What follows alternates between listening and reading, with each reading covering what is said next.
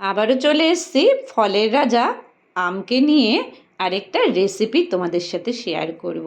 সবার প্রথমে আমটাকে কেটে আমরা পাল্পটা রেডি করে নেব।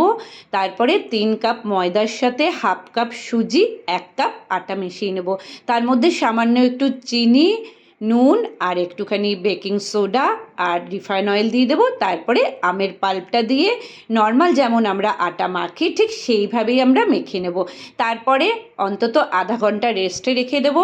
তারপরে ঠিক লুচির যেরমভাবে আমরা লেচিগুলো কাটি সেইভাবে কেটে বেলে নিয়ে ডিপ ফ্রাই করে নেব। তারপরে এটা আমরা সার্ভ করব। এটা আমরা কিসের সাথে সার্ভ করব বলো তো? আমের পায়েসের রেসিপিটা তোমাদের দেওয়া আছে, সেটার সাথে কিন্তু এটা ভীষণ ভালো যাবে আর খুব টেস্টিও লাগে খেতে। আর কালারটা দেখেছো কি সুন্দর এসছে। আমার সব কটা লুচি কিন্তু খুব সুন্দরভাবে ফুলে উঠেছিল আর খেতেও তেমনি টেস্টি হয়েছিল। যারা কোনোদিন এই রেসিপিটা বানাওনি তারা কিন্তু অবশ্যই ট্রাই করো রেসিপিটা। আর তার সাথে কিন্তু আমের পায়েসটা বানিয়ে নিও, কারণ এখন বাজারে ভীষণ আম উঠেছে।